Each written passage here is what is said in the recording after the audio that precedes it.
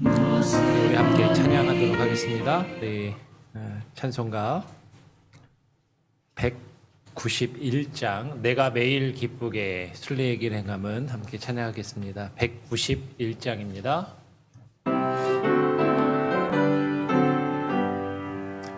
내가 매일 기쁘게 순례의 길 행함은 주의 팔이 나를 안보함이요, 내가 주의 큰 복을 받는 참된 비결은 주의 영이 함께함이라. 성령이 계시네 할렐루야 함께하시네. 좁은 길을 걸으며 밤낮 기뻐하는 것 주의 영이 함께함이라. 전의 죄에 빠져서 평안함이 없을 때 예수 십자가의 공로 힘입어 그 발 아래 엎드려 참된 평화 얻음은 주의 영이 함께함이라. 성령이 계시네 할렐루야 함께하시네. 좁은 길을 걸으며 밤낮 기뻐하는 것 주의 영이 함께함이라. 나와 동행하시고 모든 염려하시니 나는 숲의 새와 같이 기쁘다. 내가 기쁜 마음으로 주의 뜻을 행함은 주의 영이 함께함이라. 성령이 계시네 할렐루야 함께하시네. 좁은 길을 걸으며 밤낮 기뻐하는 것 주의 영이 함께함이라. 세상 모든 욕망과 나의 모든 정력은 십자가에 이미 못을 박았네. 어두운 밤이 지나고 무거운 짐 벗으니 주의 영이 함께함이라. 성령이 계시네 할렐루야 함께하시네. 좁은 길을 걸으며 밤낮 기뻐하는 것 주의 영이 함께하. 우리 한 번 더. 성령이 계시네 할렐루야 함께하시네. 좁은 길을 걸으며 밤낮 기뻐하는 것 주의 영이 함께함이라. 우리 한번 느리게. 성령이 계시네 할렐루야 함께하시네. 좁은 길을 걸으며 밤낮 기뻐하는 것 주의 영이 함께함이라.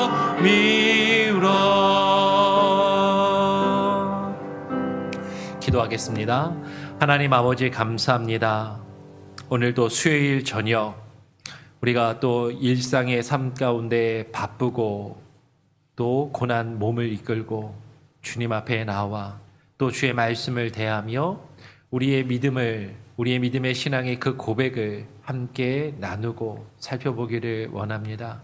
오늘 이 시간 가운데 우리 성도들 한 사람 한 사람을 불러주셨사오니 하나님, 이 자리에 우리의 몸만 와 있는 것이 아니라 우리의 마음과 하나님의 의뢰의 뜻이 주님을 향하여 집중하며 주목하며 주께서 우리에게 말씀하시고 뜻하시는 바를 하나님 밝히 듣고 깨달아 알며 주님만 바라보며 그 믿음을 온전히 주님께 바로 고백할 수 있는 참된 신앙의 고백을 올려드리는 귀한 시간이 되게 하여 주시옵소서.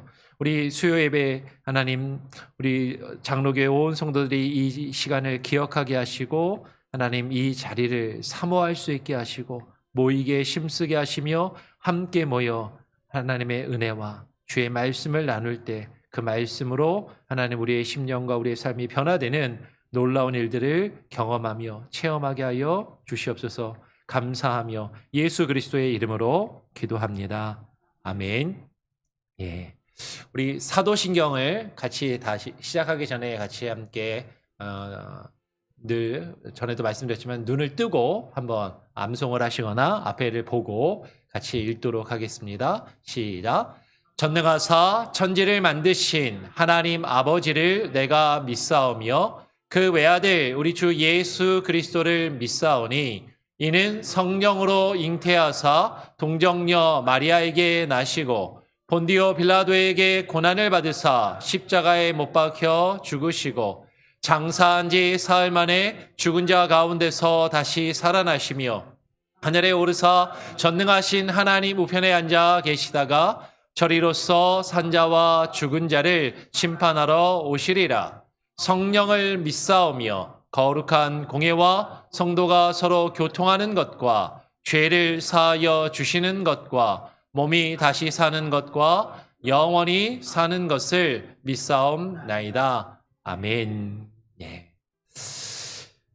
오늘은 우리가 무엇을 믿는가 함께 우리의 신앙의 고백을 사도신경으로 우리가 하죠. 우리가 주님을 믿는 그 우리의 믿음의 고백 사도신경 강의 7번째 시간입니다. 7번째로 성령으로 잉태되신 예수님에 대해서 우리가 같이 함께 나눠보기를 원해요. 사도신경에서 성령에 대한 내용이 상대적으로 조금 적습니다. 예수 그리스도가 성령으로 잉태되셨다라는 이 표현하고 뒷부분에 가면 우리가 맨 뒷부분에 성령을 믿사오며라는 한마디가 있는 것이죠. 그래서 오늘 예수 그리스도의 성령 잉태되신 성령으로 잉태된 그 사건과 그 의미와 그리고 예수 그리스도의 사역과 성령이 어떻게 연결되는지를 같이 함께 나누고 또 다음 시간에 성령님에 대해서 다시 한번 조금 더 전반적으로 정리하고 나눌 수 있는 그런 시간을 갖기를 원해요. 나눠드린 프린트물 보셔도 되고요. 그냥 쭉 들으셔도 됩니다. 여러분 벌써 시간이 좀 된 이야기이긴 한데 2011년도에 그때 황우석 사태라는 게 한국에서 일어났어요. 황우석 박사 들어본 기억이 나시죠? 예, 그때 뭐였냐면 그때 막 복제양 돌린지 그런 거 이야기하고 그 배아 줄기세포로 그 복제에 성공했다 막 이제 이렇게 하면서 막 전 세계를 깜짝 놀라키고 그런 일들이 있었는데 나중에 알고 보니까 그 황우석 박사가 사기였더라. 뭐 이제 그런 일이었던 것이죠. 황우석 박사가 2004년도 사이언스 논문에 배아줄기 세포로 어떤 체세포 분열을 통해서 배아를 복제하고 그것으로 어떤 동물을 만드는데 성공했다. 이제 이렇게 발표를 하면서 엄청난 그런 센세이션을 일으켰던 것이죠. 그런데 나중에 보니까 황우석 박사가 그 연구 논문에서 이야기한 것처럼 배아 줄기 세포가 체세포 분열에 의해서 체세포 복제 방식에 의해서 이게 복제된 것이 아니라 나중에 서울대에서 쭉 조사를 발표해 보니까 처녀 생식에 의한 방법으로 그것이 이루어진 것을 체세포 분열로 된 것이라고 속여서 이제 그 논문을 쓰고 그것으로 이제 발표를 하면서 그것이 드러나서 이제 엄청난 물의를 일으키고 창피를 당했던 그런 일이 있습니다. 그러면서 그때 그 뉴스에 벌써 한 10여 년이 넘어서 기억이 가물가물들 하시겠지만 그때 뭐 배아 줄기세포, 배아 복제, 체세포 분열 이게 처녀 생식이 어떠니 저떠니 그런 뉴스들이 한동안 많이 있었던 것을 보게 돼요. 그러니까 체세포 분열이 아니라 체세포 복제가 아니라 처녀 생식에 의해서 실제로 그것이 이루어졌다라는 것이죠. 근데 이 처녀 생식을 어떻게 했냐면 황우석 박사가 이 처녀 생식을 일으킨 것이 난자의 핵을 제거하지 않은 상태에서 이제 몇 가지 방법들이 있답니다. 전기적인 충격을 주거나 물리적인 자극을 주고 적당한 약물 처리를 이렇게 하게 되면 그 난자가 스스로 분열을 해가지고 거기서 이제 복제가 되는. 그러니까 사실은 이제 정상적이면 난자와 정자가 결합을 해서 이제 그 분열을 일으켜서 이제 배아가 형성이 되고 거기서 생명체가 이제 자라나야 되는데 이제 황우석 박사는 어떻게 얘기했냐면 난자가 아니라 난자 껍데기는 이용했지만 난자가 아니라 체세포를 통해서 그것을 이루었다라고 얘기했지만 실제로는 난자 그 자체에서 처녀 생식이 이루어졌다라고 결과가 이렇게 나타난 것이죠. 처녀 생식이라고 하면 이게 무슨 말인가 생각할 수 있는데 처녀 생식은요. 난자가 어떤 아까 얘기한 것처럼 전기적인 자극이나 약물이나 물리적인 자극에 의해서 어떤 자연 상태에서도 돌연변이에 의해서 처녀 생식이 이렇게 일어날 수 있다라는 것이죠. 그래서 자연 상태에서 처녀 생식은요. 벌이나 진딧물이나 물벼룩 등이나 곤충이나 혹은 물고기에서도 암컷만 가지고서 처녀 생식이 이루어지는 경우가 관찰이 되는 경우가 종종 있다고 합니다. 그런데 고등동물로 갈수록 우리가 인간과 같은 포유류에서는 그런 처녀 생식이 일어나는 것이 불가능한 것으로 그렇게 여겨져 왔었는데 황우석 박사나 최근에 유전공학을 연구하는 사람들이 실제로 처녀 생식으로 복제에 성공하는 케이스들이 점점 늘어나고 있는 것이죠. 그래서 실제로 2007년 1월 25일에 영국 체스터 동물원에서는요. 짝짓기를 하지 않았는데 암컷과 수컷이 짝짓기를 하지 않았는데 코모도 왕도마뱀 5마리가 처녀 생식에 의해서 태어났다라고 그렇게 발표를 하기도 했고 한국에서도 마리아 생명공학연구소의 박세필 박사라는 그 팀에서는 황우석 박사랑 다르게 아예 이제 거기서는 처녀 생식에 의해서 쥐의 줄기세포를 만들고 쥐의 심장을 만드는 데까지 성공했다. 뭐 이제 이런 논문을 연구 결과를 발표하기도 했었죠. 그리고 한국과 일본의 공동 연구팀이 처녀 생식에 의해서 쥐를 탄생시키기도 했다라는 뭐 그런 결과도 있다라고도 그럽니다. 또 미국 미시간주의 호세 시벨리 교수라는 사람은 또 같은 이 처녀 생식에 의한 방법으로 원숭이 배아를 복제하는데 성공했다라고 이야기를 하는 거죠. 그래서 이런 처녀 생식에 대한 이런 이야기들이 나오면서 그 당시에 이제 반기독교인들 중에서는 이런 우스개 농담 반 진담 반으로 이런 이야기들을 했었어요. 예수님이 동정녀 마리아에 의해서 남자를 알지 못하는 처녀에게서 예수가 태어났다라고 이야기하는데 만약에 정말로 예수가 남자를 알지 못하는 처녀인 마리아에게서 태어났다면 이처럼 이런 자연계나 어떤 동물들에서 일어나는 이런 돌연변이와도 같은 처녀 생식에 의해서 태어난 것이지 그것은 신에 의해서 기독교인들이 말하는 것처럼 성령의 능력에 의해서 그렇게 태어난 것은 아닐 것이다 라고 그렇게 말하는 사람들이 있었다라는 것이죠. 그러면 정말로 그 사람들이 이야기하는 것처럼 오늘날 유전공학을 연구하는 사람들이 막 연구를 하고 실험을 해가지고 복제 동물을 만들어내는 것처럼 예수님도 그런 돌연변이의 하나로 어쩌다 보니까 어떤 자연계에서 돌연변이처럼 이 세상에 태어난 그런 존재일까 하는 것이에요.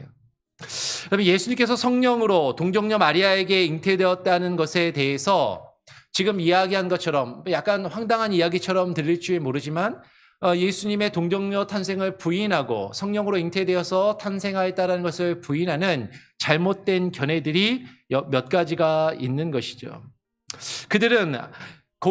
그들이 말하고자 하는 것은요, 예수님이 하나님이시고 하나님의 아들이심을 하나님에 의해서 성령에 의해서 태어났다라는 것을 거부하고 부인하기 위해서 이런 주장들을 이야기하고 그런 견해들을 이야기하더라라는 것이에요.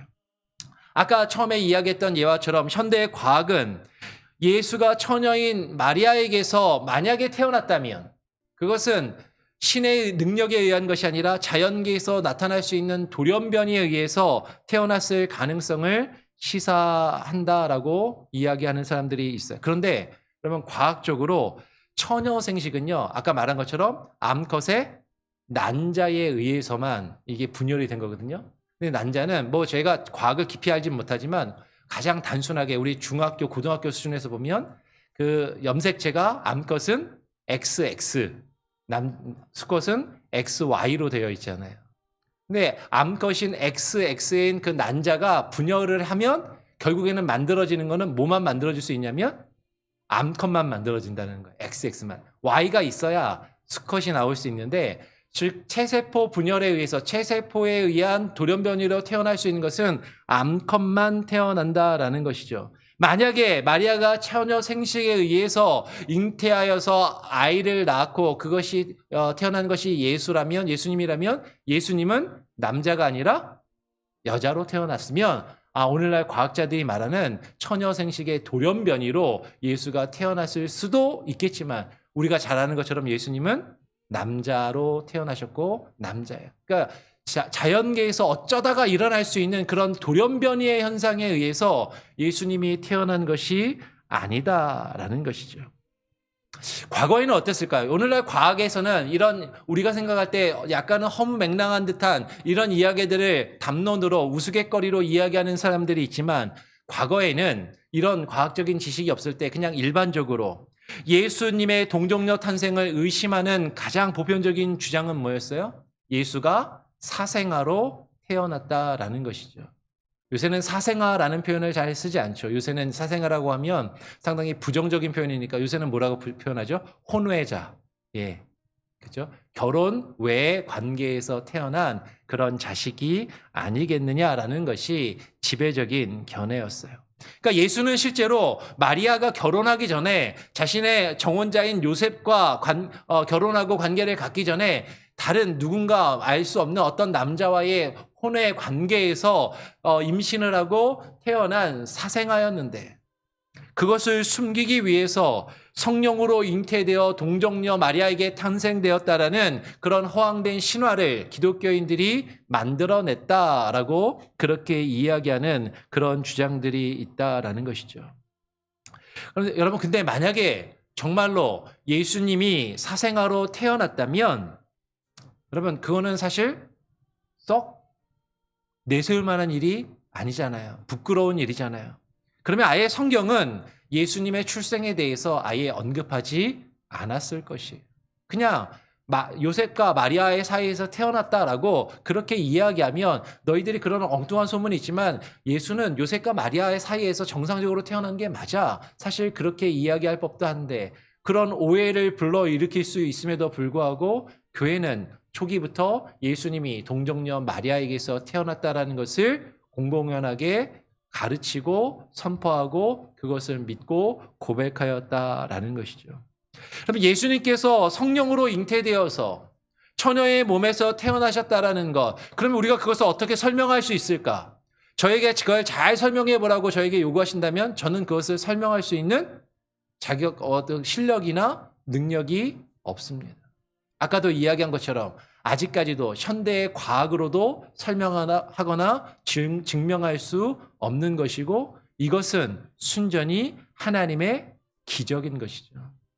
이것은 놀라운 신비인 것이죠. 하나님이신 그분이 인간이 되셔서 우리 가운데 성령으로 잉태되어 처녀의 몸에서 태어나셨다라는 것, 그것은 사실 우리가 논리적으로 과학적으로 증명하거나 설명할 수 있는 사실 그런 내용의 성격은 아니다라는 것이, 오히려 그것은 우리가 믿음으로 고백해야 하는 그런 내용이다라는 것이죠.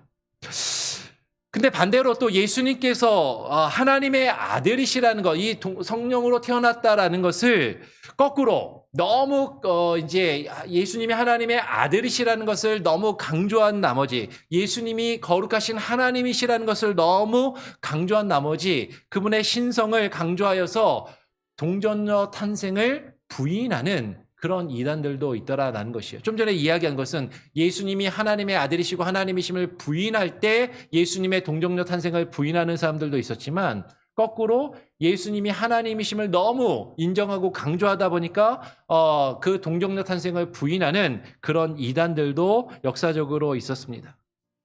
예수님께서 하나님의 아들이시라는 그분의 신성을 너무 강조하여서 예수님의 성육신을 성령으로 잉태되어 동정녀 마리아에게 태어났다는 것을 부정하는 이단들을 가리켜 영지주의자들이라고 그렇게 이야기를 해요. 영지주의는 어떤 영적인 지식을 추구하는 사람들이었거든요. 그리고 영적인 것을 아주 특별하게 생각하고 이 세상의 것들, 이 세상의 지식과는 다른 영적인 것들, 어떤 영적인 것을 특별하게 생각하고 영적인 지식에 특별한 의미를 부여하는 사람들이었어요. 그래서 영지주의라고 부르는데 이 사람들은요, 기본적으로 영적인 것은 선하고 거룩하고 귀한 것이지만 거꾸로 육적인 것은 악하고 더럽고 추하고 무가치한 것으로 그렇게 생각을 했다라는 것이죠. 그러니까 영지주의자들의 개념에 있어서 예수가 하나님이시라는 걸 믿고 예수님이 하나님이시라면 그분이 하나님이신데 그 거룩하신 하나님이, 그 온전하신 하나님이, 그 영적이신 분이 더럽고 추한 인간의 육체를 가지고 이 땅에 태어났다라는 것은 인정할 수 없고 받아들일 수가 없었다라는 것이. 그러니까 신성을 너무 강조하니까 어떻게 그 거룩한 하나님이 인간의 추악한 육체를 가지고 이 땅에 올 수 있느냐라고 하면서 그 예수님이 이 땅에 인간으로 태어난 것을 부인하는 그런 이단들이 있었는데 그런 이단들이 영지주의자였다라는 것이죠. 그들은요, 예수님이 여인의 몸에서 인간으로 태어나셨다는 것 자체를 부인합니다. 그러면 예수님이 인간으로 오셔서 우리 가운데 그 제자들을 가르치시고 여러 가지 일들을 행하셨는데 그건 어떻게 이야기할 수 있는가? 그들은 이야기하는 거죠. 하나님이시니까 못하실 게 없으니까 진짜 인간으로 오신 게 아니라 우리들에게 인간으로 온 것처럼 나타나 보였다라고 설명을 하는 거죠. 그래서 예수가 인간으로 가현했다라고 이야기합니다. 가현사.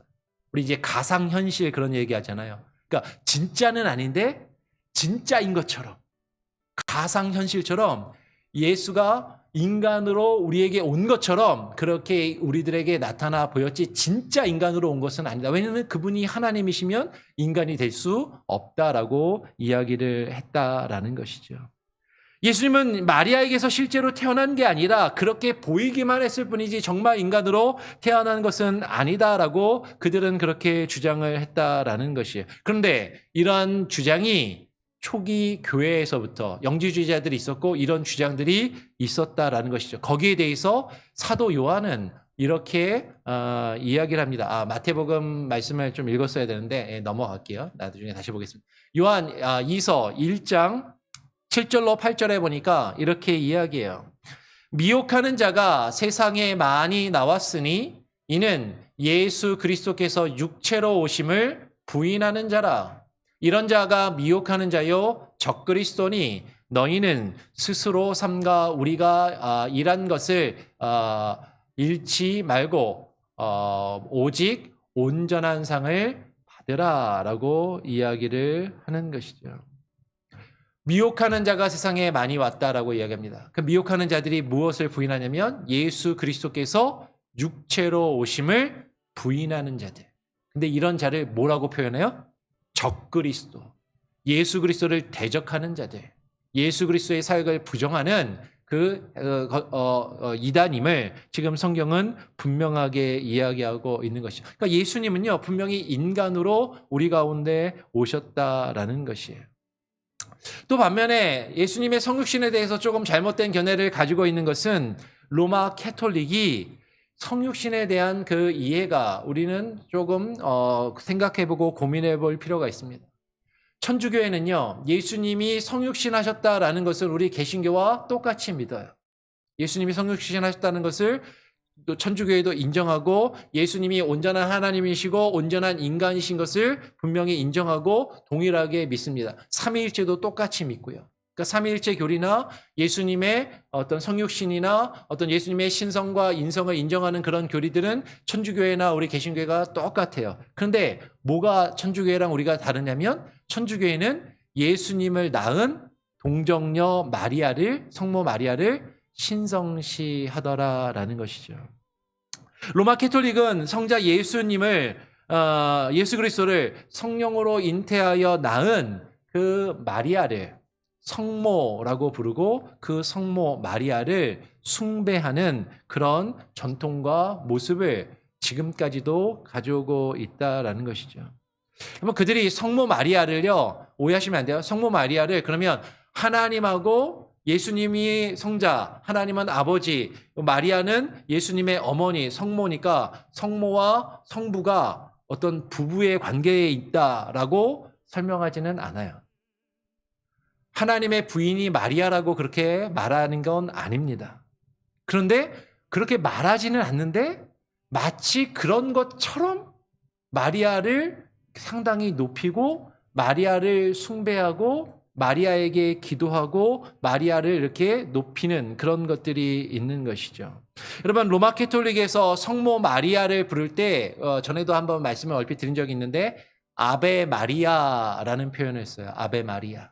뭐 노래도 있죠. 뭐 영화 같은 데서도 주제가로도 막 나오고 아베 마리아. 근데 그 아베 마리아의 뜻이 뭐라고 이제 천주교에서 보통 이야기하냐면 은총이 가득하신 마리아여라고 하면서 그 마리아에게 기도합니다. 마리아에게 기도하고 마리아의 은총을 구하고 자신의 기도를 그 마리아가 듣고 그 기도를 응답해 주기를 간구하는 그런 일들을 행하는 것이죠. 여러분, 성당 입구에 보면 늘 성당의 입구에 그 들어가는 입구에 성모 마리아상이 꼭 있어요. 그러면 천주교인들은요, 성당에 들어갈 때 성당의 입구에 그 성모 마리아상을 향해서 꼭 인사를 하고 그리고 성모 마리아상을 향해서 성호를 긋고 기도를 하고 성당에 이제 들어가게 되죠. 그러면 마리아를 높이면서 아베 마리아라고 이야기하는데 그 아베 마리아라는 표현이 실제로 어디서 나왔냐면 전에 한번 새벽 예배 때는 얼핏 말씀을 드린 적이 있는데 누가복음 1장에서 나온 것이에요. 누가복음 1장 26절로 30절에 보면 이런 내용이 나옵니다. 여섯째 달에 천사 가브리엘이 하나님의 보내심을 받아 갈릴리 나사렛이란 동네에 가서 다윗의 자손 요셉이라 하는 사람과 정혼한 처녀에게 이르니 그 처녀의 이름은 마리아라. 그에게 들어가 이르되 은혜를 받은 자여 평안할지어다 주께서 너와 함께 하시도다 하니 처녀가 그 말을 듣고 놀라 이런 인사가 어찌함인가 생각하매 천사가 이르되 마리아여 무서워하지 말라 내가 하나님께 은혜를 입었느니라. 여기서 28절에서 천사가 와서 마리아에게 처음 건넨 인사, 이 인사말에서 아베 마리아라는 그런 표현이 나왔거든요. 근데 천사가 마리아에게 처음 건넨 인사가 뭐예요? 은혜를 받은 자여라는 것이죠.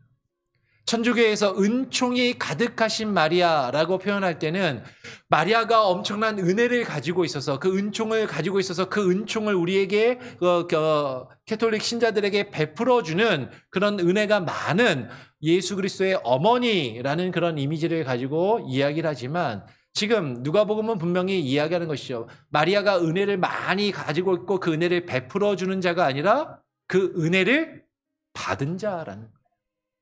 내가 하나님께 은혜를 입었느니라. 마리아가 하나님께 은혜를 얻어서 그 은혜로 예수 그리스도를 지금 임신하고 예수 그리스도를 낳게 되는 놀라운 은혜를 받은 여인인 것은 분명하지만 그렇다고 해서 마리아가 신성시되거나 하나님과 같이 높임을 받아서는 아니 된다라는 것이죠. 그렇다면 우리는 예수님께서 성령으로 동정녀 마리아에게 잉태되어서 성육신하신 것에 대해서 바른 이해와 믿음을 가지고 그것을 고백할 수 있어야 한다라는 것이에요. 성경이 하나님의 말씀인 것을 부인하는 어떤 신학자들은요, 예수님께서 동정녀 마리아에게서 났다라는 것 자체를 아까 과학자들이 그 천녀생식을 이야기하는 것과 비슷하게 마리아가 예수님을 낳은 것은 처녀가 낳은 것이 아니다. 마리아는 처녀가 아니었다라고 그렇게 주장하는 신학자들이 있어요. 그들은 이제 이렇게 이야기합니다. 마태복음 1장 23절에서 같이 한번 읽어볼까요? 마태복음 1장 23절 시작. 보라, 처녀가 잉태하여 아들을 낳을 것이요 그의 이름은 임마누엘이라 하리라 하였느니라. 근데 이제 마리아가 처녀로서 예수님을 낳았다라는 것을 부인하는 그런 신학자들은 무슨 주장을 하냐면 마태복음 1장 23절에서 여기서 처녀라고 번역된 말이 헬라어 단어로 파르테노스라는 말이거든요. 파르테노스. 이 파르테노스라는 이 말의 원래 뜻은 처녀, virgin이 아니라 젊은 여자, 젊은 부인인데 처녀로 오역된 것이다라고 그렇게 주장을 합니다. 근데 사실은 맞는 말이에요. 이 단어는 원래 처녀라는 뜻이 아니라 젊은 부인이라는 뜻이에요. 그러면서 이제 그들이 이야기하는 것은 마태복음 1장 23절에 이 23절은 이사야서 7장 14절을 인용한 것인데 이사야서 7장 14절을 인용하면서 이사야서 7장 14절에서 이 처녀라고 번역된 원래 히브리어 단어가 알마라는 단어를 썼고 이 알마라는 말은 원래 처녀라는 뜻이 아니라 젊은 여자 혹은 젊은 부인이다라는 뜻이라고 이야기를 하는 것이죠. 근데 아까 좀 전에 말씀드린 것처럼 지금 마태복음 1장 23절이 인용하고 있는 이사야서 7장과 8장의 문맥을 보면 사실은 여기서 이사야서 7장 14절에서 말하고 있는 이 처녀라고 번역된 이 단어는 실제 처녀보다는 젊은 부인이라고 보는 것이 사실은 맞는 것처럼 보이더라라는 거예요. 자, 그러면 그것을 우리는 어떻게 이해하고 설명할 수 있을까 하는 것이죠. 이사야서의 문맥에서 보면 지금 이사야서 7장을 보면 이렇게 이사야서의 7장의 문맥은요. 유다 왕 아하스 때에 이제 이스라엘 남쪽 유다와 북이스라엘로 분열돼 있었잖아요. 근데 북이스라엘이 아람과 연합을 해가지고 남유다를 공격하는 일이 벌어지게 됩니다. 이때 이사야가 하나님의 말씀을 받고 아하스 왕과 유다 백성에게 하나님께서 지금 북이스라엘이 아람과 연합해서 남유다를 공격해 오는데 그 상황 가운데 하나님의 말씀을 받아서 예언한 내용이 이사야 7장 지금 13절부터 16절 그리고 7장과 8장에 쭉 연결되는 그 내용이에요. 자, 한번 그 내용을 먼저 한번 우리가 정확하게 이해할 필요가 있을 것 같습니다. 우리 7장 13절로 16절 말씀을 같이 한번 읽어보죠. 제가 이사야서 7장 13절을 읽으면 14절을 같이 한번 읽어보겠습니다.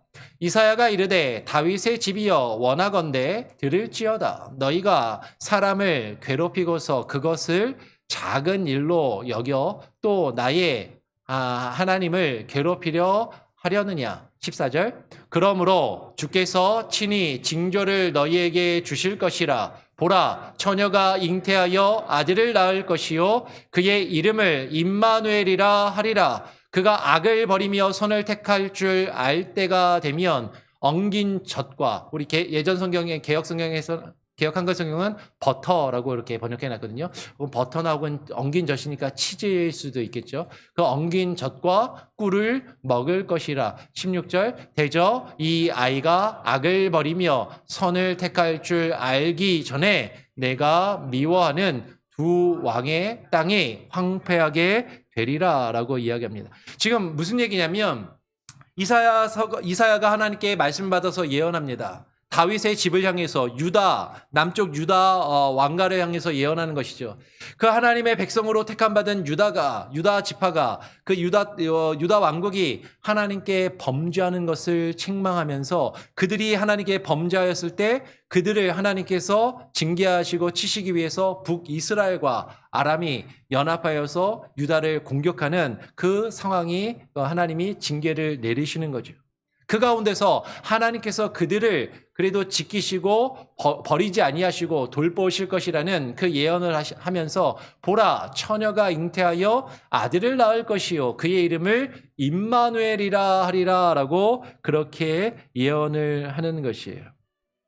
이 처녀가 잉태하였다라는 것을 뒤에 가서 8장에 가서 조금 더 살펴보겠습니다. 근데 이 처녀가 나중에 보면 이사야가 내 아내와 가까이 하매라고 그렇게 이야기를 하는 부분이 나오죠.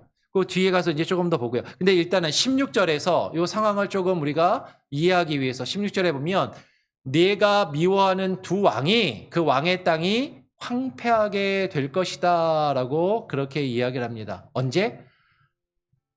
처녀가 잉태하여 아들을 낳을 것이고 그 아들이 이제 자라서 선을 택할 줄, 악을 버리며 선을 택할 줄 알 때가 되면, 그러니까 아이가 태어나서 조금 자라서 뭐가 옳고 그른지를 조금 분별하고 엉긴 젖과 버터를 꿀을 먹을 때가 되면 곧 아이가 태어나서 자라 몇 년이 지나면 이제 네가 미워하는 두 왕의 땅이 황폐하게 될 것이다라고 그렇게 예언을 하는 것이죠. 여러분, 이 이사야서 7장의 이 예언은 1차적으로는 이사야 시대의 성취가 되게 됩니다. 이사야 7장 14절에 보라 처녀가 잉태하여 아들을 낳을 것이요 그의 이름을 임마누엘이라 하는 이 예언은 이사야 8장 3절에서 1차적으로 성취된 것으로 기록이 되는 것으로 보여요. 이사야 8장 3절에 보니까 뭐라고 이야기합니까? 내가 내 아내와 가까이 하매 그가 임신하여 아들을 낳은지라. 여호와께서 내게 이르시되 그의 이름을 마헬살랄 하스바스라 하라. 이는 이 아이가 내 아빠 내 엄마라 부를 줄 알기 전에 다메섹의 재물과 사마리아의 노략물이 아수르 왕 앞에 옮겨질 것임이라 하시니라. 여호와께서 다시 내게 말씀하여 이르시되 이 백성이 천천히 흐르는 실로아 물을 버리고 르신과 르말리아의 아들을 기뻐하느니라. 그러므로 내가 흉용하고 창일한 큰 하수 곧 아수르 왕과 그의 모든 위력으로 그들을 뒤덮을 것이라. 그 모든 골짜기에 차고 모든 언덕에 넘쳐 흘러 유다에 들어와서 가득하여 목에까지 미치리라. 임마누엘이여. 여기 이제 임마누엘이라는 말이 나오죠. 임마누엘이여. 그의 펴는 날개가 내 땅에 가득하리라 하셨느니라. 여러분, 지금 아까 우리가 살펴봤던 이사야 7장 14절에서 보라 처녀가 잉태하여 아들을 낳을 것이요 라고 이야기하면서 그의 이름은 임마누엘이라 라고 하였는데 그 임마누엘이 8장 8절에서 지금 다시 한번 나오고 있고 그 8장 8절에 임마누엘이 나오기 전에 3절에서 내가 내 아내와 가까이 하매 그가 임신하여 아들을 낳았다라고 그렇게 이야기를 하는 것이죠. 그리고 우리가 아까 보았던 7장 16절에서 내가 미워하는 두 왕이, 여기서 미워하는 두 왕은 누구를 이야기할까요? 지금 유다를 쳐들어온 이스라엘과 북이스라엘과 그리고 아람이 연합하여서 쳐들어왔잖아요. 그러니까 지금 그들을 향해서 그 아이가 태어나서 그 아이가 자라게 되면 그 땅이 황폐케 될 것이다라고 예언하였는데 이제 지금 이사야 8장 4절에서 이는 이 아이가 내 아빠 내 엄마라 부를 줄 알기 전에 다메섹의 재물, 다메섹이 아람의 수도거든요. 그죠? 다메섹의 재물과 사마리아의 노략물이, 사마리아는 북이스라엘의 수도입니다.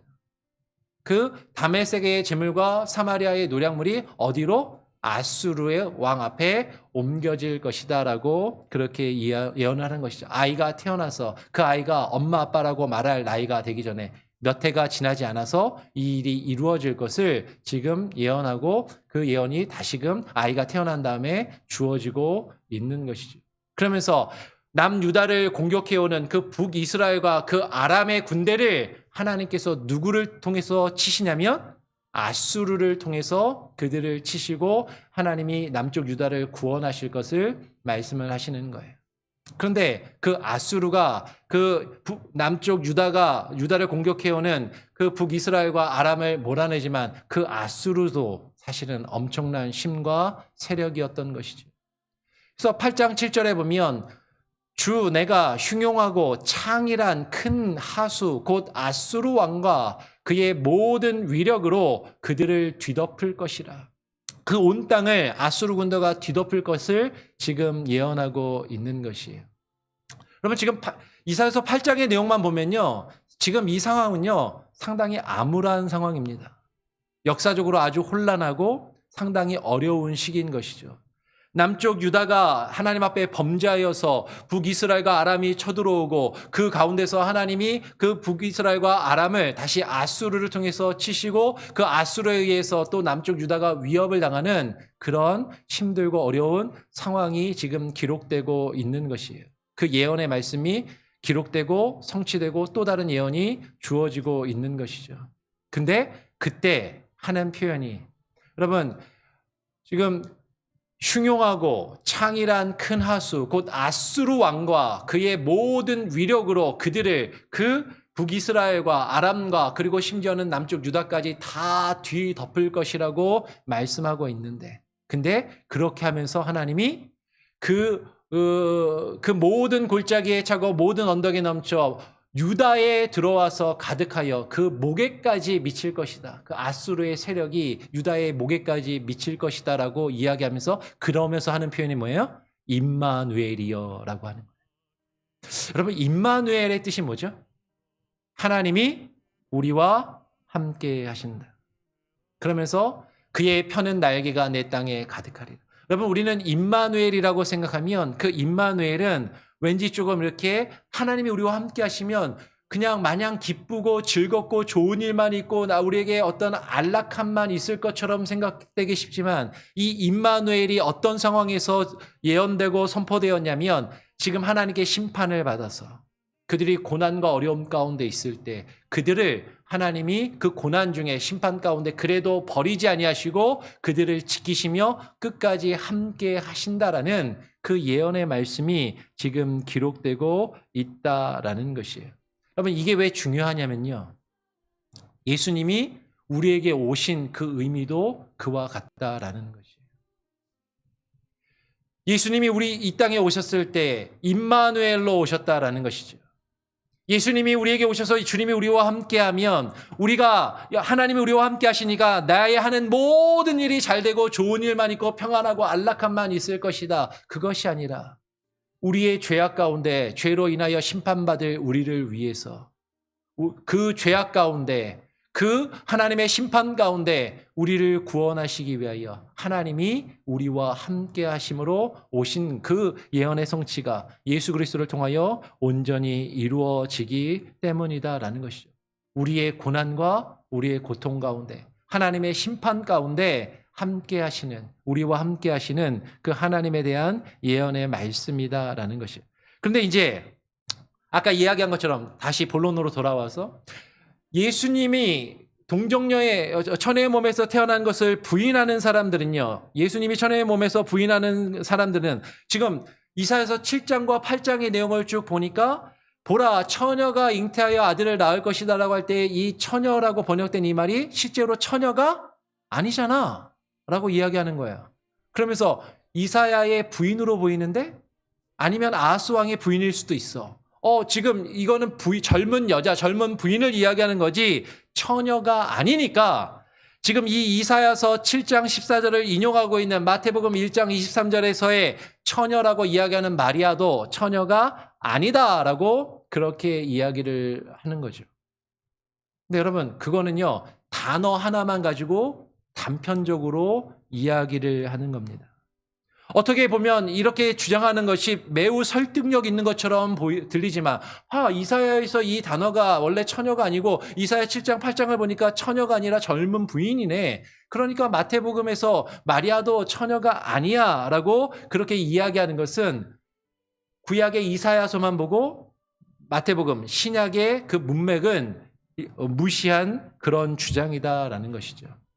여러분, 신약을 정확하게 우리가 봐야 돼요. 마태복음의 내용을 보면 마태복음 1장 18절은 우리에게 분명히 이렇게 이야기합니다. 예수 그리스도의 나심은 이러하니라. 그의 어머니 마리아가 요셉과 약혼하고 동거하기 전에, 요셉하고 약혼을 했지만 요셉과 동거하며 관계를 갖기 전에 성령으로 잉태된 것이 나타났다라고 분명하게 이야기를 하는 것이죠. 그리고 그것을 더 확실하게 하기 위해서 1장 25절은 뭐라고 이야기하냐면, 아들을 낳기까지 뭐하지 않았다? 동침하지 아니하더니 그 아들을 낳음에 이름을 예수라 하니라 라고 이야기해요. 마리아가 성령으로 잉태되었고 요셉과 동침하기 전에, 동거하기 전에 성령으로 잉태된 것을 분명하게 이야기하고 있고, 그리고 예수님을 낳기 전까지 그 요셉과 동침하고 관계를 갖지 않았다라는 것을 지금 마태복음은 분명하게 증거하는 것이죠. 그리고 누가복음을 보면 마리아는 자신에게 예수님의 탄생의 소식을 알리는 천사에게 이렇게 말합니다. 마리아가 천사에게 말하되, 나는 남자를 알지 못하니 어찌 이런 일이 있으리까라고 그렇게 이야기를 하는 것이죠. 그러니까 이사야서의 단어나 이사야서의 문맥만을 보면 분명히 그 단어는 처녀가 아니라 젊은 부인이 맞아요. 이사야에서의 1차적인 예언도 젊은 부인에 대해서 성취된 것이 맞아요. 그런데 그 표현이, 그 내용을 지금 마태복음이 예수님에게 적용해서 인용할 때 그 인용하고 있는 그 마리아는 이사야의 내용과 상관없이 마리아가 분명히 처녀였다라는 것을 강조하고 주장하고 있더라라는 것이죠.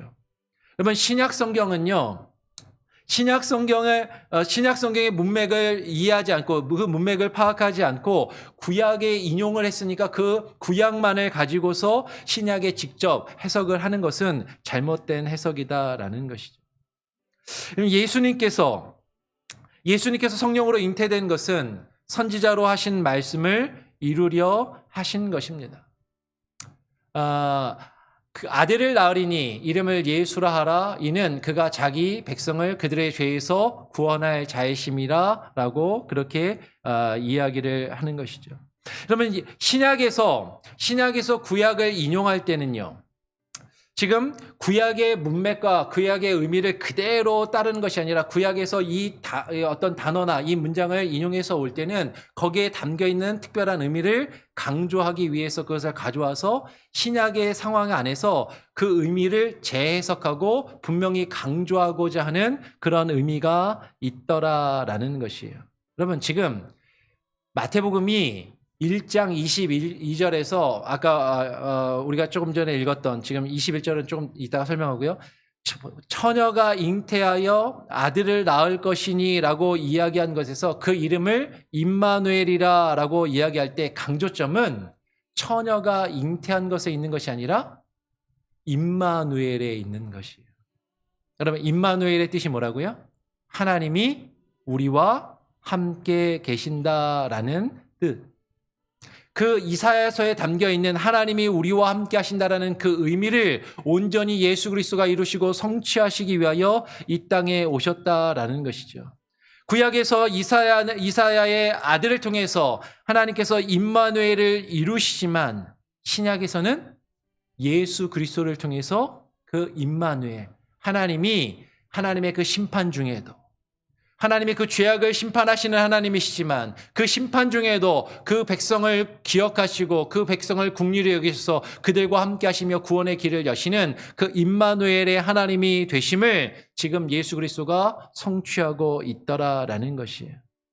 즉, 이 마태복음에서 이사야서 7장 14절의 말씀을 인용하고 있는 것은 처녀가 잉태하여, 우리는 처녀가 잉태하여에 자꾸 강조점을 두고 보려고 하지만 처녀가 잉태하여에 강조점이 있는 것이 아니라 그 이름이 임마누엘이다라는 것에 강조점이 있는 것이고, 즉 하나님께서 우리의 고통과 우리의 환난 중에, 하나님의 심판 중에 우리와 함께 하시는 그 임마누엘, 우리와 함께 하시는 그 하나님이 예수 그리스도를 통하여 우리에게 오셨고 그 구원을 이루심을 지금 이야기하는 것이죠. 그래서 지금 마태복음 1장 21절은 아들을 낳으리니 이름을 예수라 하라. 이는 그가 자기 백성을 그들의 죄에서 구원할 자이심이라 라고 말씀을 하는 것이에요. 다시 이야기합니다. 구약의 이사야서에서는요, 남쪽 유다가 하나님 앞에 범죄하고 심판했을 때 북이스라엘과 아람을 통해서 유다를 치십니다.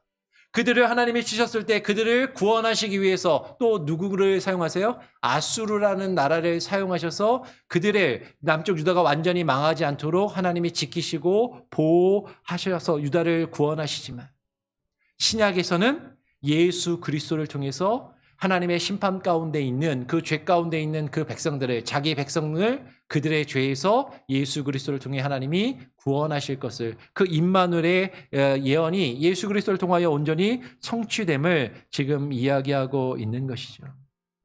예수님께서 친히 임마누엘의 징조가 되시며 스스로 자기 백성을 구원하실 분이라는 것이 지금 구약에 예언되어 있는 것이, 단순히 처녀가 잉태하여 아들을 낳는다라는 것에 강조점이 있는 것이 아니라, 만약에 그것을 자꾸 강조하게 되면 로마 캐톨릭이 범하는 우처럼 마리아를 자꾸 높이고 마리아를 숭배하는 결과를 가지게 되지만, 마리아는 그저 은총을 받은 여인이고 하나님의 구원의 도구로 쓰임받은 여인인 것이죠. 오직 예수 그리스도가 하나님이 우리와 함께 하시고 우리 가운데 오시는 그 일이 예수 그리스도를 통해서 이루어지는 것이에요. 예수님께서는 친히 임마누엘의 징조가 되시며 스스로 자신의 백성을 구원하시는 분입니다. 그 이사야 예언이 1차적으로는 이사야 시대에 성취되었지만 그 예언은요, 궁극적으로는 예수 그리스도를 향하여 그 예언이 이루어지고 있어요. 그래서 그것을 예언의 점진성이라고 이야기하고 그 예언이 점점 시간이 갈수록 예수 그리스도를 향해서 더 명확히 나타나고 이루어짐을 역사 속에서, 성경 속에서 우리는 발견하게 되는 것이죠. 예수님께서 성령으로 잉태되어서 여인의 몸으로 이 땅에 태어나신 것은요, 겸손과 순종의 본을 우리에게 보이시기 위한 것입니다. 거룩하시고 영원하시며 전능하신 하나님이 낮고 낮은 인간이 되셔서 우리를 위해 이 땅에 오셨어요. 지금 최근에 우리가 새벽 예배 때 예수님이 낮아지심에 대해서 계속 살펴보고 계십니다. 그것은 주님께서 완전한 하나님이신 그 예수께서 완전한 인간이 되셔서 우리가 겪는 모든 일을 직접 경험하시고 체험하시고 느끼시기 위하신 것이죠. 그래서 그 거룩하고 흠이 없으신 예수님께서 우리와 같은 인간이 되신 것은 우리를 이해하시고 우리를 대변하시고 우리를 대신 그 죄를 담당하는 영원한 속죄의 제물이 되시기 위한 것이에요. 히브리서 4장 14절로 16절의 말씀을 같이 한번 읽어보겠습니다. 제가 한번 14절을 읽으면 15절 16절은 같이 한번 읽어보겠습니다. 그러므로 우리에게 큰 대제사장이 계시니 승천하시니 곧 하나님의 아들 예수시라. 우리가 믿는 도리를 굳게 잡을지어다. 우리에게 있는 대제사장은 우리의 연약함을 동정하지 못하실 이가 아니요 모든 일에 우리와 똑같이 시험을 받으신 이로되 죄는 없으시니라. 그러므로 우리는 긍휼하심을 받고 때를 따라 돕는 은혜를 얻기 위하여 은혜의 보좌 앞에 담대히 나아갈 것이니라. 예수님께서 왜 온전한 인간으로 성령에 의해서 잉태되어 우리 가운데 오셔야만 했는가? 우리와 똑같은 인간이 되셔서 우리의 연약함을 똑같이 경험하시기 위해서. 우리 예전 개역한글 성경은 동정하지 못하실 이가 아니오를 뭐라고 번역했냐면 체휼하지 못하실 이가 아니하실 이가 아니요. 체휼한다는 건 뭐냐면요, 몸으로 직접 경험하고 함께 그것을 아파하고 함께 느끼며 불쌍히 긍휼히 여긴다라는 것이죠. 그 긍휼하심을 받아 때를 따라 돕는 그 은혜를 얻기 위해서 우리는 하나님의 보좌 앞에 담대히 나아갈 수 있게 된다라는 것이에요. 예수님께서는 이렇게 성령에 의해서 이 땅에 잉태되시고 이 땅에 태어나셨습니다. 그리고 그 예수 그리스도의 사역과 성령님의 사역은 그 성육신 이외에도 예수님의 이 땅에서의 삶 전체에 걸쳐서 같이 이루어지는 것을 보게 돼요. 예수님의 사역의 시작은 성령이 임재하심으로 시작하게 됩니다. 마태복음 3장 16절로 17절에 보면 시간 때문에 다 읽지는 않겠습니다. 예수님이 공생애를 시작하실 때 세례 요한에게 무엇을 받으세요? 세례를 받으시고 하늘이 열리고 성령이 그에게 임하시는 그런 사건이 이루어지는 것이죠. 예수님께서 공생의 사역을 시작하실 때 성령이 임하시고 성령을 받습니다. 그리고 세례를 받으신 예수님께서 성령에 이끌려서 어디로 가세요? 광야로 가세요. 광야에 가서 성령의 충만함을 입고 40일 동안 성령에 이끌려 40일 동안 금식을 하시면서 마귀에게 시험을 받으십니다. 여러분, 이것은 상당히 우리가 깊이 고민해 볼 내용이 있어요. 우리가 성령의 충만함을 받으면, 우리가 성령의 충만한 은혜 가운데 휩싸이면 우리에게 좋은 일만 있을 것 같잖아요. 성령의 충만함이 우리 가운데 있으면 어떠한 어려움도 없이 우리는 그 모든 것을 다 이겨낼 수 있을 것 같잖아요. 근데 성령의 충만함을 입어 성령에 이끌려 예수님이 어디로 가시냐면 광야로 가시고 40일 동안 줄이시고 금식하시고 마귀에게 시험을 받으시는 거죠. 그러면 성령이 충만하면 우리가 죄의 유혹과 시험이 우리에게 없는 것이 아니라 그것이 있을 때 이겨낼 수 있는 힘을 우리에게 주시는 거예요. 그러면 성령에 의해서 예수님께서 이렇게 공생의 사역을 시작하십니다. 그리고 광야에서 시험을 받으시고 누가복음 4장에 보면 이제 성령의 능력으로 고향 땅 갈릴리로 가시죠. 그리고 그 고향 땅 갈릴리에서 회당에 들어가셔서 이사야의 글을 펴서 읽으십니다. 우리가 최근에 새벽 예배 때도 나누었어요. 펴서 읽으신 내용이 뭐예요? 주의 성령이 내게 임하셨으니 이는 가난한 자에게 복음을 전하게 하시려고 내게 기름을 부으시고 나를 보내사 포로된 자에게 자유를 눈먼 자에게 다시 보게 함을 전파하며 눌린 자를 자유롭게 하고 주의 은혜를 전파하게 하려 하심이라. 그러면 예수님의 사역이 성령에 의해서 이 땅에 태어나시고 성령에 의해서 이 땅에 오신 그분이 하나님의 그 일을 감당하실 때 성령이 그에게 임하셔서 성령의 충만함과 성령의 능력을 가지고 이 땅에서 하나님의 일을 이루시며 하나님의 천국 복음을 증거하시고 전파하십니다. 그리고 예수님께서 그 사역을 행하실 때요, 성령을 힘입어 귀신을 쫓아내고 성령을 힘입어 말씀을 행하시고 여러 가지 일들을 행하시는 거예요. 하나님께서 예수에게 성령의 능력을 기름 붓듯 하셔서 예수님께서 놀라운 기적을 행하시고 말씀을 증거하시고 하나님의 나라를 증거하시며 놀라운 일들을 이루어 가시는 것이죠.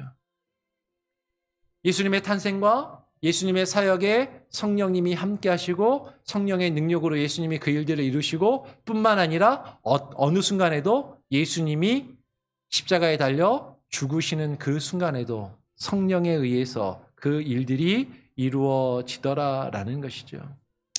요한복음 19장 30절에 보면 마지막 순간에 이렇게 표현합니다. 예수께서 신 포도주를 받으신 후에 이르시되 다 이루었다 하시고 머리를 숙이시니 무엇이 떠나가요? 영혼이 떠나가시니라. 그러면 예수님의 영혼이 떠나갔다라는 게 이게 무슨 말인가요? 그냥 우리가 일반적으로 사람의 영혼이 떠나갔다 그러면 단지 죽었다라는 그런 표현으로 이해할 수 있을 것이에요. 근데 여러분 여기서 예수의 영은 무엇을 말하는가 하는 것이죠. 예수의 영이라는 표현이 성경에서 몇 번 더 나옵니다. 사도행전 16장 7절을 보면 무시아 앞에 이르러 비두니아로 가고자 했을 때 예수의 영이 허락하지 아니하는지라. 그러면 예수의 영은 뭘 말합니까? 성령님을 말하죠. 빌립보서 1장 19절에서도 이것이 너희의 간과 예수 그리스도의 성령이라고 분명하게 이야기하죠. 예수 그리스도의 성령의 도우심으로 나를 구원에 이르게 할 줄 아는 거로. 그럼 지금 무엇을 말씀드리냐면 예수님께서 이 땅에 오신 것은 성령으로 잉태되어 이 땅에 오셨어요. 인간으로 오셨어요. 그리고 이 땅에서 성령의 충만함과 성령의 능력으로 그 사역을 이루어 가셨습니다. 십자가도 성령이 함께 하시고 성령의 능력으로 십자가를 지시고 십자가에 달려 죽으시는 그 순간에 성령이 그 영혼이 예수 그리스도를 떠나 아버지 하나님께로 돌아가심을 이야기하는 것이죠. 지금 예수님께서 그렇게 죽으신 그 이유는 무엇입니까? 오늘 히브리서 9장 13절 14절은 이렇게 증거하는 것이에요. 제가 한번 히브리서 9장 13절을 읽으면 14절 15절은 같이 한번 읽어보죠. 염소와 황소의 피와 및 암송아지의 재로 부정한 자에게 뿌려 그 육체를 정결하게 하여 거룩하게 하거든. 14절 15절 같이 있습니다. 시작. 하물며 영원하신 성령으로 말미암아 흠 없는 자기를 하나님께 드린 그리스도의 피가 어찌 너희 양심을 죽을 행실에서 깨끗하게 하고 살아계신 하나님을 섬기게 하지 못하겠느냐. 이로 말미암아 그는 새 언약의 중보자시니 이는 첫 언약 때에 범한 죄에서 속량하려고 죽으사 부르심을 입은 자로 하여금 영원한 기업의 약속을 얻게 하려 하심이라. 14절에 하물며 영원하신 성령으로 말미암아 흠없는 자기 자신을 하나님께 드린 그리스도의 피가, 예수님이 십자가에 달리셔서 우리를 위하여 피 흘리신 것이 누구로 말미암아 된 것이라고요? 성령으로 말미암아 그것을 이루셨음을 지금 분명하게 증거하는 것이죠. 예수님의 십자가의 죽으심, 그것도 성령으로 말미암아 성령으로 이루어진 그 사건임을 이야기하는 것이에요. 예수님은 본래 하나님이십니다. 그 하나님의 아들이신 예수님께서도 겸손하게 그 성령의 능력을 힘입어서 하나님의 사역을 감당하시는 그 모범을 우리에게 보여주셨고 그 성령을 통해서 우리도 그 일을 이루어야 할 것을 말씀하시는 것이죠. 그래서 예수님께서 십자가에 죽으시고 부활하시고 승천하시기 전에 자신이 이 땅에 성육신하셔서 인간으로 오신 그 자신의 사역을 계속해서 이어갈 수 있는 또 다른 보혜사를 약속하셨어요. 그 또 다른 보혜사가 누구예요? 성령님이라는 것이죠. 요한복음 14장 16절로 17절에서 예수님께서 다른 보혜사를 너희에게 주겠다, 보내어주겠다라고 부활하신 예수님께서 약속을 하십니다. 내가 십자가에 죽고 부활한 이후에 다른 보혜사를 보내어주겠다. 그 다른 보혜사는 진리의 영이고 그 진리의 영이 내가 너희와 함께 있었던 것처럼 그가 너희와 함께 거하고 너희와 함께 있을 것이다라고 말씀하는 것이죠. 요한복음 15장 26절도 이렇게 증거합니다. 내가 아버지께로서 너희에게 보낼 보혜사 곧 아버지께로서 나오시는 진리의 성령이 오실 때에 그가 나를 증언하실 것이요. 그 성령을 약속하시고 그 성령이 너에게 오실 것인데 성령을 너에게 보내줄 것인데 그 성령이 너에게 오시면 그가 예수 그리스도에 대하여 예수 그리스도의 말씀에 대하여 증언하실 것을 분명히 약속하시는 거예요. 그리고 이 약속은 이루어집니다. 언제 이루어지죠? 오순절에 이제 성령님이 임하시는 사건을 통해서 이루어지는 거죠. 우리 마지막으로 사도행전 1장 8절 말씀 같이 한번 읽어보겠습니다. 시작. 오직 성령이 너희에게 임하시면 너희가 권능을 받고 예루살렘과 온 유대와 사마리아와 땅끝까지 이르러 내 증인이 되리라 하시니라. 예수님께서 부활하시고 승천하시기 직전에 제자들에게 이렇게 약속하시고 명령하십니다. 성령을 너희에게 보내어주겠다 약속하시고 그 성령이 너희에게 임하면 너희가 그 성령을 받아서 그 성령의 권능을 받고 예루살렘과 온 유대와 사마리아와 땅끝까지 이르러 무엇이 되라? 내 증인이 되라 라고 말씀하셨어요. 예수님께서 약속하신 이 성령은 사도행전 2장에 가서 오순절에 제자들에게 약속대로 임하셨습니다. 그리고 그 성령은 오늘날 저와 여러분에게도 동일하게 주어지고 그 약속을 우리에게도 동일하게 주셨다라는 것이죠. 성령은 우리에게 주어졌어요. 성령을 우리가 받았으면 그 다음에 우리가 해야 되는 게 뭐예요? 우리가 예수 그리스도의 증인이 되어야 한다라는 것이죠. 그러면 성령과 예수 그리스도의 이 사역은 뗄래야 떨어질 수 없는 관계라는 거예요. 성령에 의해서 예수님이 잉태되어서 이 땅에 오셨고 성령으로 이 땅에서 사역하시고 성령에 의해서 십자가의 죽음을 감당하시고 그 십자가에 죽으시고 부활하신 예수님이 우리를 떠나가시면서 그 성령을 약속하셨고 그 성령을 우리에게 보내어 주셨습니다. 그리고 그 성령을 통해서 예수님이 우리와 함께 하시고 예수님이 하신 그 일을, 그 크신 일을 우리가 계속해서 이어가기를 명령하고 계신다라는 거예요. 그래서 성령이 중요한 것이죠. 그 성령을 우리는 사모하고 그 성령의 사역을 깨달아 알아야 하는 것입니다. 그래서 예수 그리스도께서 성령으로 잉태하여 이 땅에 오셨다라는 것을 고백할 때 그 성령에 의한 그 사역들이 쭉 이어지고 있는 그 흐름을 우리는 이해하고 그것을 고백하며 예수님이 성령으로 잉태되어 성육신하셨음을 우리는 고백할 필요가 있다라는 것이죠. 그 성령의 사역을 기억하시면서 여러분 그 성령을 사모하시고 그 성령을 받고 그 주의 복음을 증거하는 증인의 사명을 감당할 수 있는 저와 여러분 우리 교회가 될 수 있기를 간절히 소원하고 축원합니다. 아멘. 우리 같이 함께 찬양 한 곡하고 기도하고 마치도록 하겠습니다. 우리 찬송가 197장입니다. 은혜가 풍성한 하나님은 197장입니다. 은혜가 풍성한 하나님은 은혜가 풍성한 하나님을 믿는 전 사람 한 사람 어제도 오늘도 언제든지 병천 보호해 주시네 주여 성령의 은사들이 오늘도 내리어 주소서. 성령의 뜨거운 물길로서 오늘도 충만케 하소서. 정욕과 죄악에 물든 맘을 성령의 물길로 태우사 정결케 하소서. 태우소서. 깨끗게 하여 주옵소서.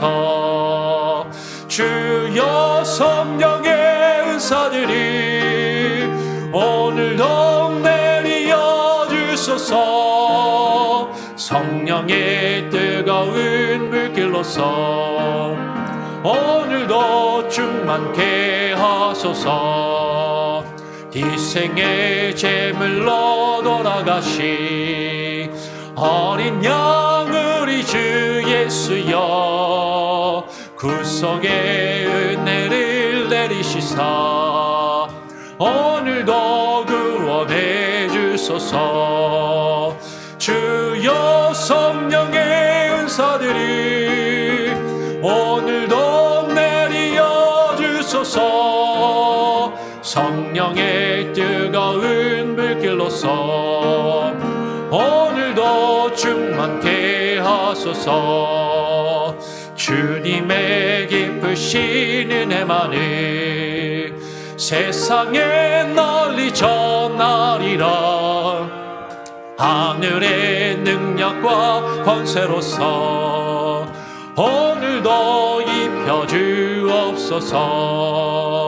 주여 성령의 은사들이 오늘도 내리어 주소서. 성령의 뜨거운 물길로서 오늘도 충만케 하소서. 아멘. 제가 한번 기도하고요, 우리 사도신경으로 우리 수요 예배를 마칠 수 있도록 하겠습니다. 하나님 감사합니다. 예수 그리스도께서 성령으로 잉태되어 동정녀의 몸에서 태어나 우리 가운데 참된 사람이 되시고 참된 인간이 되셔서 우리 가운데 오셨음을, 하나님, 우리가 인간의 과학이나 인간의 논리나 인간의 이성으로 설명하며 증명할 수 없지만 성경이 우리에게 그것을 증거하시기에 우리가 성경이 우리에게 증거하시며 성령이 우리로 깨닫게 하시는 그 내용을 믿음으로 고백하게 하여 주시옵소서. 예수 그리스도께서 성령으로 우리에게 잉태되어 이 땅에 오시고 성령으로 그 모든 이 세상에서의 사역을 감당하시며 이 땅에서 놀라운 일들을 이루시고 주의 복음과 천국의 비밀을 알려주시고 궁극적으로 우리를 위하여 십자가에 달려 죽으시며 그 보혈의 피를 흘리심도 성령에 의하여 그 일을 이루셨습니다. 부활 승천하신 예수님께서 그 성령을 약속하시고 약속하신 그 성령을 제자들과 우리에게 보내어 주셨음을 하나님 우리로 하여금 깨달아 알게 하시고 그 성령을 우리가 받아 주님이 명하신 대로 예수 그리스도와 하나님 나라와 천국 복음의 증인의 사명을 바로 감당할 수 있는 귀한 은혜를 우리에게 허락하여 주시옵소서. 하나님의 말씀을 깨달아 알게 하시고 그 말씀에 붙들림 바 되어 살아가게 하시고 하나님, 나의 힘과 의지와 노력이 아니라 나의 힘과 능력이 아니라 오직 성령의 인도하심과 성령의 은혜와 성령의 보호하심과 그 성령의 능력으로 온전히 주께서 우리에게 맡기신 그 사명과 직분을 감당케 하여 주시옵소서. 우리의 열심과 우리의 노력으로는 하나님 주께서 우리에게 맡기신 그 일들을 결코 감당하며 끝까지 감당할 수 없습니다.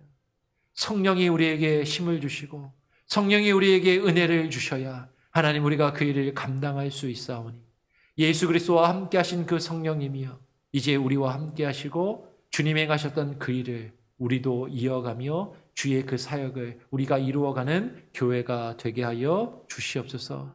성령으로 잉태하신 예수 그리스도, 그리하여 이 땅에 오신 예수 그리스도의 그 참된 성육신의 의미를 이 시간에 깊이 묵상하며 하나님 깨달아 알게 하시고 머리로만 아는 것이 아니라 그것을 통하여 주께서 우리에게 성령을 통해 우리에게 이루시기 원하시는 그 아버지의 뜻을 깨달아 하루하루를 살아갈 수 있는 지혜와 힘과 능력을 부어 주시옵소서. 이제 또 예배를 마치고 돌아갑니다. 돌아가는 발걸음도 하나님 기억하여 주시고 하나님 우리가 교회를 위해서 또 앞으로 있을 부흥회를 위해서 또 돌아오는 주일에 있을 재직회를 위해서 기도하는 우리 성도들이 다 되게 하여 주시옵소서. 감사 찬양 영광 주님께 올려드리오며 거룩하신 예수 그리스도의 이름으로 기도합니다. 아멘. 전능하사 천지를 만드신 하나님 아버지를 내가 믿사오며 그 외아들 우리 주 예수 그리스도를 믿사오니 이는 성령으로 잉태하사 동정녀 마리아에게 나시고 본디오 빌라도에게 고난을 받으사 십자가에 못 박혀 죽으시고 장사한 지 사흘 만에 죽은 자 가운데서 다시 살아나시며 하늘에 오르사 전능하신 하나님 우편에 앉아 계시다가 저리로서 산자와 죽은 자를 심판하러 오시리라. 성령을 믿사오며 거룩한 공예와 성도가 서로 교통하는 것과 죄를 사하여 주시는 것과 몸이 다시 사는 것과 영원히 사는 것을 믿사옵나이다. 아멘. 예배는 마쳤고요. 광고를 잠깐 드리겠습니다. 또 뒤편에 보시면 들어오시다가 보셨을 수도 있는데 부흥의 포스터가 나왔습니다. 그래서 이게 뭐 10장을 출력하나 25장을 출력하나 가격이 같다 그래갖고 25장을 출력해서 좀 여유가 있는데 여러분들 좀 몇 장씩 가지고 가셔서 주변에 한인 가게나 뭐 한인들이 좀 모이는 곳에 붙일 곳이 좀 있으시면은 좀 붙여주시고 일주일만 붙이면 됩니다. 우리가 다음 주에 하니까 일주일만 좀 붙여도 되겠냐고 좀 이렇게 주변에 좀 양해를 구하고 좀 물어보시고 부탁하시고 주변에 좀 곳곳에 좀 붙여주시고 일주일 뒤에는 떼겠다고 아니면 떼시면 된다고 그렇게 하고 좀 가져가셔서 좀 주변에다가 이렇게 좀 광고해 주시고 붙여주시면 감사하겠습니다. 예, 예배를 마쳤고요. 또 한 주간 또 남은 일주일 잘 지내시고 주일에 또 뵙고 새벽에 나오시는 분들은 새벽 예배 또 뵙도록 하겠습니다. 평안히 안녕히 돌아가시길 바랍니다. 예.